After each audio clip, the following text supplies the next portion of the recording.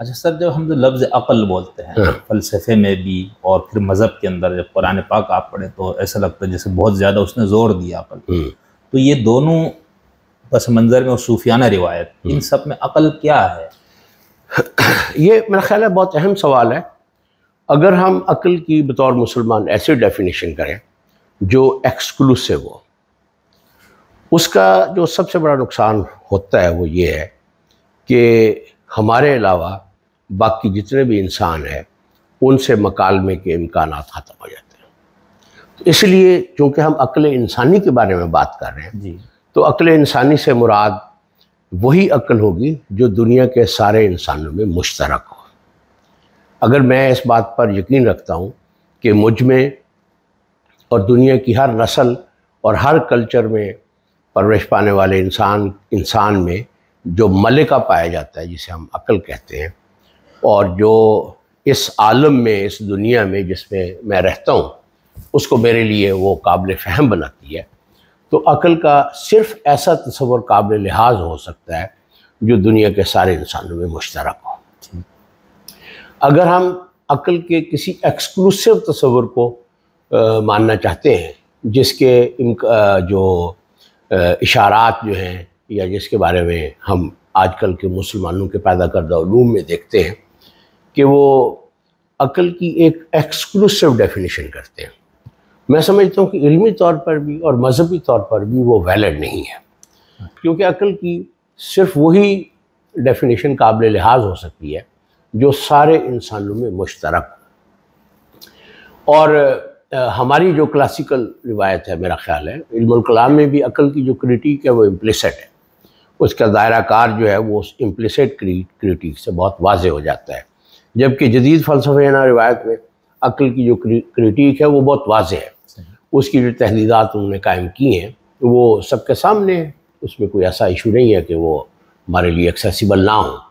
تو اس میں جو میری بات طویل ہوگی، اس میں جو اہم بات میں عرض کرنا چاہتا ہوں کہ اگر مسلمان عقل کے کسی ایسے تصور کی ضد کریں جو ان کے ساتھ خاص ہو، تو وہ علم سے بھی اور مذہب سے بھی آخر کار محروم ہو جائے۔ لیکن سر جب یعنی ہم جو فلسفی ہوتے ہیں نا، وہ یہ کہتے ہیں کہ میں خیر و شر کا پیمانہ، اپنی مادی دنیا کی توجیہ، ان سب کے لیے میں عقل ہی ذریعہ علم ہے اور اسی کے تھرو میں سب سوالوں کا جواب دوں گا۔ جی، اس مفہوم میں تو مذہب کے اندر عقل ہے ہی نہیں۔ دیکھیں، اگر کسی کا یہ موقف ہے کہ میں عقل کو ہر چیز کا واحد پیمانہ مانتا ہوں، جی، تو میرا خیال ہے اس موقف سے بھی ہمیں نہیں جھگڑنا چاہیے۔ اچھا، تو اگر عقل کے کسی ایسے تصور تک انسانوں کی رسائی ہو جائے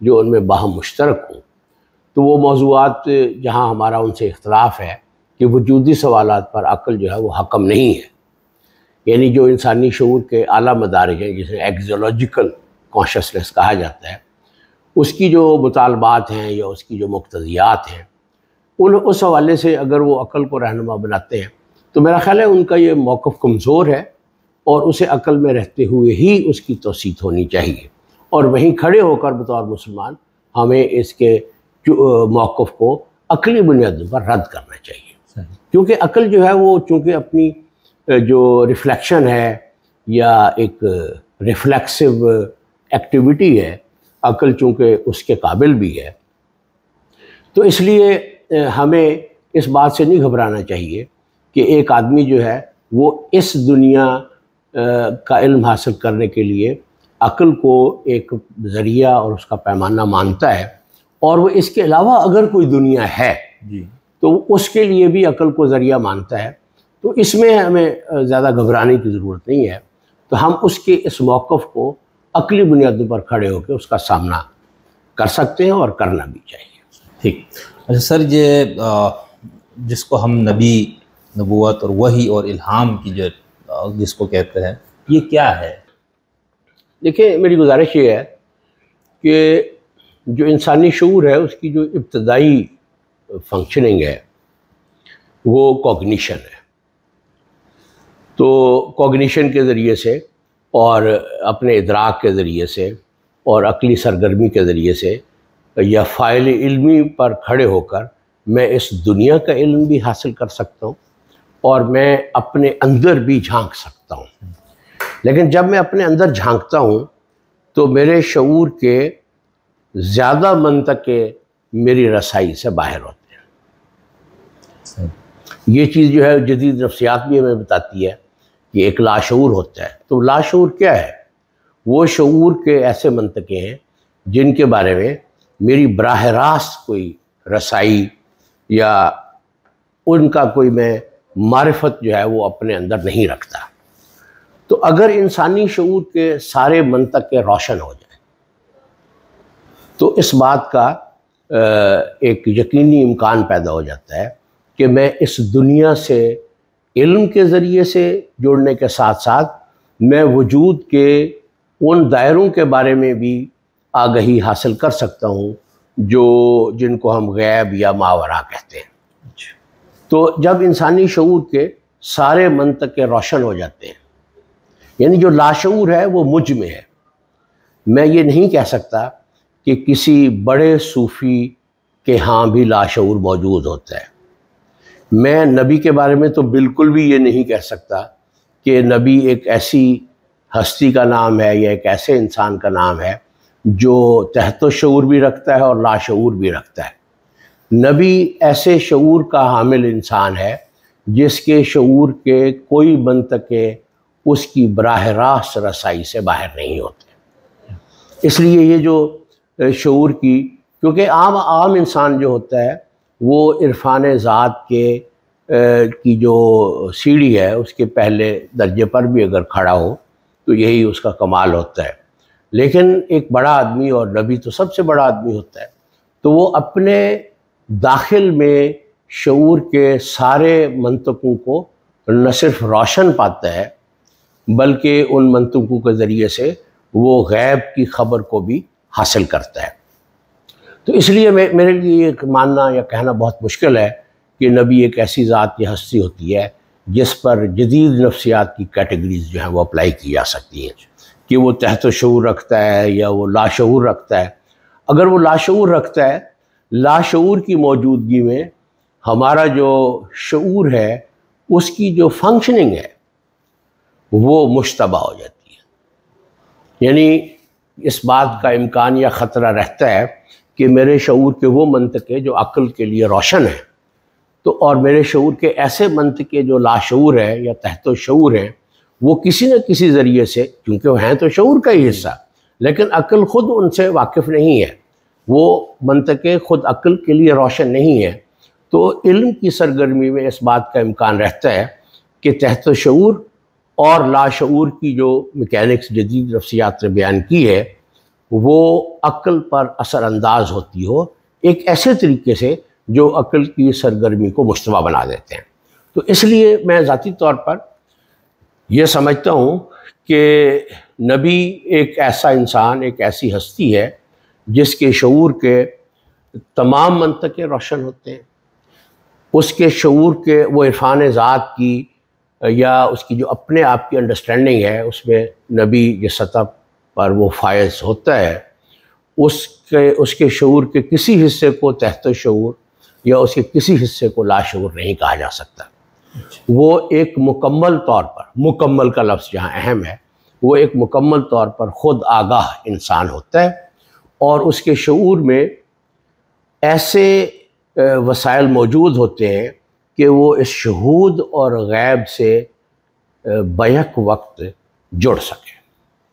صحیح. یہ میری طرح کا ایک عام انسان ہوتا ہے جس کے شعور کا کچھ حصہ اس کی رسائی میں ہے اور زیادہ بڑا حصہ اس کی نہ صرف رسائی سے باہر ہے بلکہ اس کے اندر ہونے والی جو بھی سرگرمی ہے جس کو جدید نفسیات جو ہے وہ بیان کرتی ہے، تو وہ میرے اس شعور کے منطقے کو جو روشن ہے اس پر وہ انویڈیسلی وہ منطقے اثر انداز ہوتے ہیں. تو یہ جو نفسیات کی پیدا کردہ کیٹیگریز ہیں، میں ان کے ذریعے سے مذہب کو، اپنے نبی کو یا جو ہمارے بڑے صوفیاء ہیں میں ان کو نہیں دیکھ سکتا. یہ اس میں معنی ہے میرے لیے. اچھا سر، اب جب ایک ہم نبی کی بات کرتے وہ کہتے ہیں مجھے غیب سے کچھ چیزیں آئی ہے اور یہ ہدایت ہے تم لوگوں کے لیے، تو اس کو بھی پرکھنے کا کوئی اور پیمانہ ہے یا نہیں ہے؟ میرا اس میں اس کے جو پرکھنے کے پیمانے ہیں نا، میرا خیال ہے وہ عقلی نہیں ہے. اچھا، عقلی نہیں. جیسے قرآن مجید ہے، قرآن مجید کے بارے میں بطور مسلمان میرا ایمان ہے کہ وہ اللہ تعالیٰ نے وحی کے ذریعے سے اپنے پیارے نبی صلی اللہ علیہ وسلم پر وہ اتاری ہے، اور ان کے ذریعے سے، اور انہوں نے جو وحی ہوئی اللہ نے ان تک بھیجی اپنے فرشتے کے ذریعے سے اپنے پیارے حبیب پر، وہ انہوں نے انسانوں کے سامنے وہ وحی پیش کی. اب اس میں جو کوشچن ہے وہ یہ ہے کہ اس کی جو اوتھینٹسٹی یا ویلیڈیٹی ہے اس کے کیا پیمانے ہیں. جی، تو اس کا پیمانہ عقلی نہیں ہے، ٹھیک ہے، ریشنل نہیں ہے. ٹھیک، لیکن اس کے جو بھی پیمانے ہیں اس میں عقل شامل ضرور ہے، ٹھیک، کیونکہ وہ وہی جو ہے وہ بطور انسان براہ راست میری عقل سے مخاطب ہے. وہ میری عقل سے کیا مخاطب ہے؟ وہ یہ مخاطب ہے کہ بطور انسان تمہاری جو وجودی مقتضیات ہیں ان کو پورا کرنے کے لیے علم آن پہنچا ہے. عقل مجھے اس چیز سے آگاہ کرتی ہے کہ بطور انسان میرے جو ایگزسٹینشل یا آنٹولوجیکل میرے مقتضیات تھے، میرے شعور کے، میرے عمل کے، میرے نفس کے، اور وہ جو علم آیا ہے، اور اس علم سے میں بطور انسان اپنی جو بیکمنگ ہے اس کو پاسبل بنا سکتا ہوں. تو اس لیے وہ جو وہی ہے اس کے معیارات عقلی نہیں ہے، وہ وجودی ہے. اچھا، اور عقل براہ راست مخاطب ہے. صحیح. جی. تو ہمارے ہاں جو علم الکلام اور دیگر مذاہب میں بھی یہ علم پیدا ہوا، جی، تو وہ تو مذہب کی ان چیزوں کی عقلی یعنی انسان کے عقل سے قریب کرنے یا اس کی عقلی توجیہات کا ہی نام ہے. ہاں، یہ بات ہمارے ہاں بہت عام ہے اور بہت پڑھے لکھے لوگ بھی یہ بات کرتے ہیں. دیکھیں، میری گزارش یہ ہے کہ یہاں میں ایک چھوٹی سی گزارش کروں تو اس سے میرا خیال ہے شاید معاملہ واضح ہو جائے.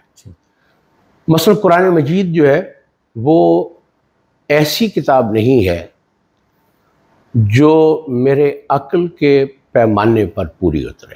ٹھیک، یعنی میں اپنی زندگی میں ایسی کتابوں کو پڑھنے کا عادی ہوں جو عقل کے پیمانے پر پوری اترتی ہیں. ٹھیک ہے، جیسے اس کی میں مثال، بہت ساری مثالیں ہیں قرآن مجید میں ایک مثال عرض کرتا ہوں کہ اللہ تعالیٰ نے فرمایا کہ تمہاری مائیں صرف وہ ہیں جنہوں نے تمہیں جنا. ٹھیک ہے، یعنی جب حضرت زید بن حارثہ والا معاملہ ہوا تو اس میں اس کانٹیکسٹ میں یہ جی، آیت اتری کہ اب یہ بات جو ہے یہ کوئی استحالہ نہیں ہے. اس میں یہ میرا تجربہ اور میری عقل اس پر استقرار پکڑے ہوئے ہے کہ میری ماں وہ ہے جس نے مجھے جانا ہے. اس کی جو گراؤنڈز ہیں وہ امپیریکل ہے، ٹھیک ہے، اور عقلی طور پر بھی یہ بات قابل دفاع ہے. اس کے بعد اللہ تعالیٰ نے مرضیہ کے ساتھ جو رشتہ ہے اس شیر خوار کا، اس کو بھی اسی طرح کا بنا دیا جس طرح کا کہ آپ کی حقیقی جس ماں نے جنا ہے اسی طرح کا رشتہ مرضیہ کا ساتھ بھی اللہ تعالیٰ نے قائم فرما دیا. اس کی کوئی عقلی بنیاد نہیں ہے، اس کی کوئی تجربی بنیاد نہیں ہے. عقلی طور پر یہ بات نہ ثابت کی جا سکتی ہے، نہ اس کا دفاع کیا جا سکتا ہے، نہ اس کی کرٹیک کی جا سکتی ہے. اب اس سے ہم آگے چلتے ہیں تو ایک اور جگہ پہ اللہ تعالیٰ نے فرمایا کہ حضور علیہ الصلوۃ والسلام کی جو ازواج مطہرات ہیں وہ تمہاری مائیں ہیں.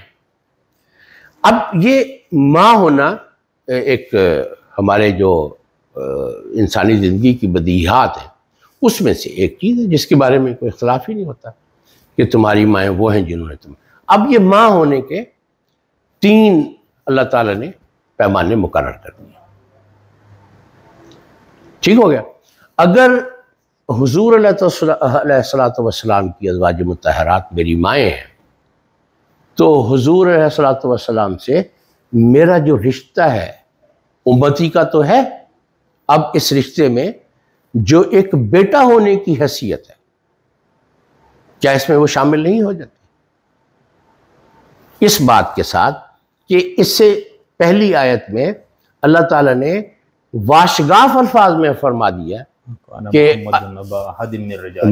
ہاں ٹھیک ہے، یہ اللہ تعالیٰ نے واشگاف لفظ، لیکن جو ایک نسبت ہے وہ اس سے بھی زیادہ قریبی پیدا ہوگی. صحیح، ٹھیک ہوگی نا بات؟ جی سر. تو میری عرض یہ ہے کہ اب جو ماں اور بیٹے کا رشتہ ہے وہ انسانی معاشرے کی بدیہات میں شامل ہے. اس کی اللہ تعالیٰ نے یہ جو تعینات کیے ہیں یہ عقلی استحالہ ہے، عقل ان کو قبول نہیں کر سکتی. لیکن جو انسانی رشتے ہیں ان سے جو میری وجودی ضروریات متعلق ہیں، انسان ہونے کی حیثیت سے مجھے جو ایک معاشرت قائم کرنی ہے، اس میں جو شرف کے پہلو ہیں، اس میں جو اخلاقی ذمہ داریاں ہیں، بطور انسان میری جو وجودی ضروریات ہیں، یہ وہی میری عقل مجھے بتاتی ہے کہ وجودی ضروریات جو ہیں یہ وہی ان سب کو پورا کرتی ہے. صحیح. یعنی میری عقل ان کو عقلی پیمانے تک نہیں اتار سکتی.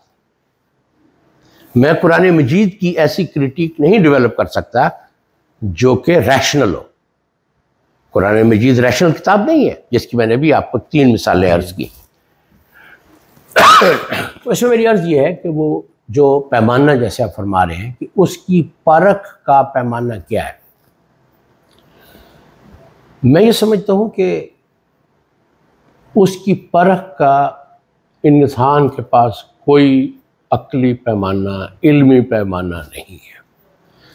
میں اپنے داخل میں جب دیکھتا ہوں اور اپنے وجودی مقتضیات سے آگاہ ہو جاتا ہوں تو وہی چیز جو ہے وہ مجھے اس اللہ کے پیغام کو ماننے کے قابل کر دیتی ہے. بطور انسان، یہ نہیں کہ بطور عاقل، بطور انسان میں عقل سے زیادہ بڑا ہوں.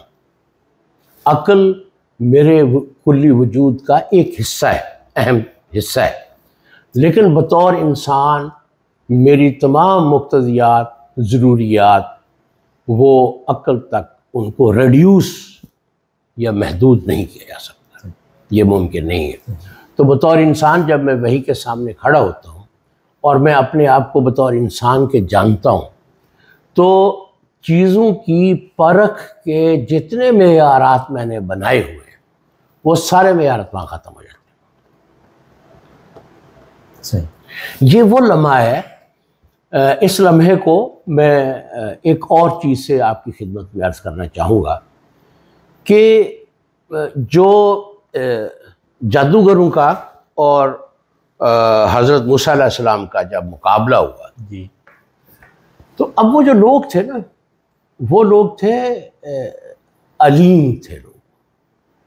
یعنی وہ جس علم کے ذریعے سے وہ کارنامہ سر انجام دے رہے تھے اس علم میں وہ منتہی تھے. یہاں علم کا مذہبی غیر مذہبی ہونا زیر بحث نہیں ہے.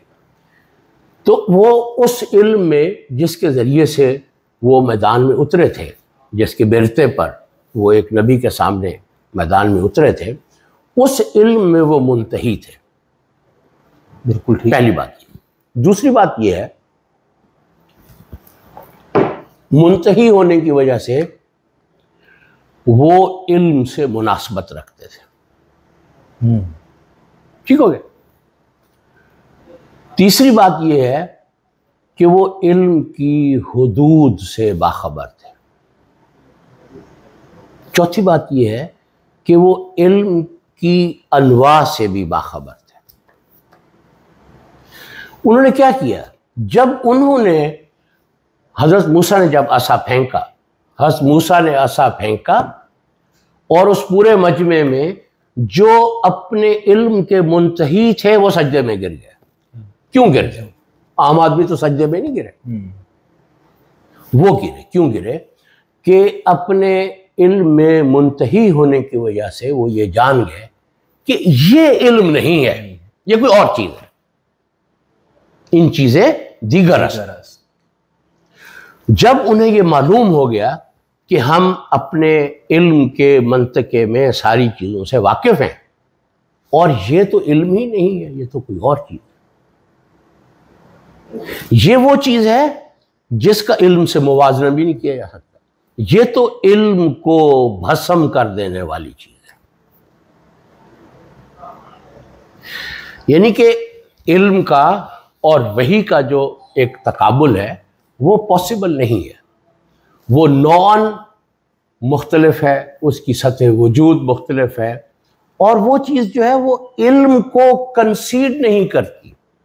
یعنی ہم کوئی ایسا معیار نہیں بنا سکتے کہ ہم اس معیار کو لے کے چلیں اور وحی پر نافذ کریں. ہم جو ہی یہ کام کریں گے وہی ہر علم کو بھسم کر دینے والی چیز ہے. وہ علم کی قلب ماہیت کر دینے والی چیز ہے. وحی کی کوئی آتھینٹسٹی ان بنیادوں پر ثابت نہیں کی جا سکتی جن بنیادوں پر ہم علم کو آتھینٹک بتاتے ہیں. تو ایک مصرع ہے بڑا مشہور کہ کیا ہے کہ آفتاب آمد آفتاب رات، کیا بڑی مشہور ہے کہ سورج کی جو دلیل ہے خود ہے، وہ خود سورج ہے.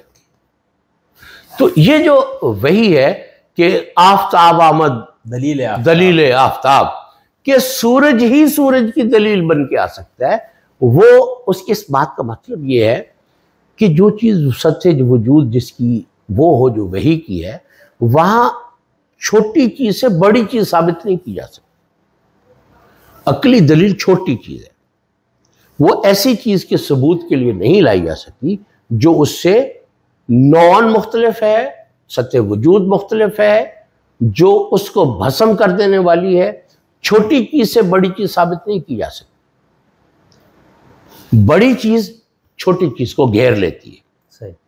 تو وحی کی یہ حیثیت دیکھیں. علم کا اور وحی کا موازنہ کرنے کے لیے جو ہمارے پاس پیریبل ہے وہ حضرت موسیٰ علیہ السلام اور جو جادوگر ہیں ان کا جو موازنہ ہے آپس میں، اس کو اگر ہم دیکھیں اور آج کے دور میں بھی وہ ہمارے لیے بہت زیادہ رہنما ہے کہ وحی اور علم کی نسبتیں کیا ہو سکتی ہیں، بھلے ان کا علم جادو کا علم ہی کیوں نہ ہو. کیونکہ جو جادو کا علم ہے وہ تو جدید سائنس کے بارے میں نے ایک دفعہ ایک نوبیل پرائز لوریٹ تھا، اس کے بارے میں پڑھا کہ جو ماڈرن فزکس ہے it is a form of magic. تو مجھے اس کا نام بھول گیا، وہ کتاب ادھر ادھر ہوگی، مجھے بڑا افسوس ہے اس کا کہ وہ اپنی علالت کی وجہ سے میں اس کو نہیں. لیکن یہ بات بہت ویلڈ ہے کہ جادو جو آفاق ہے یا شہود ہے اس میں حسی نتائج پیدا کرنے کا علم ہے. ایک ایسا علم ہے جو سائیکک ہے لیکن وہ شہود میں عملی نتائج پیدا کرتا ہے، اور اس کی مادی توجیہ نہیں ہے. اس کی کوئی مادی توجیہ نہیں ہے، ٹھیک ہے، لیکن اس کے نتائج بہرحال حسی ہوتے ہیں. جی، نتائج حسی. جی بالکل. تو اب علم کی یہ جو ساری چیزیں ہیں میرا خیال ہے وہ اگر ہم جدید علوم کو دیکھیں تو جادو کا علم ان کو گھیرے ہوئے. اقبال نے اس لیے کہا تھا نا، تازہ پھر دانش حاضر نے کیا وہ سحر قدیم، گزر ہے اس عہد میں ممکن نہیں بے چوبے کلیم. اقبال کی نظر بہت گہری ہے. وہ یہ فرما رہے ہیں کہ جو جدید علم ہے یہ انہی جادوگروں کے علم کا احیاء ہے، اور اس کا سامنا ہم صرف اسی صورت کر سکتے ہیں جب ہمارے بغل میں بھی چوبے کلیم ہو، ورنہ ہم ان کا سامنا نہیں کر سکتے.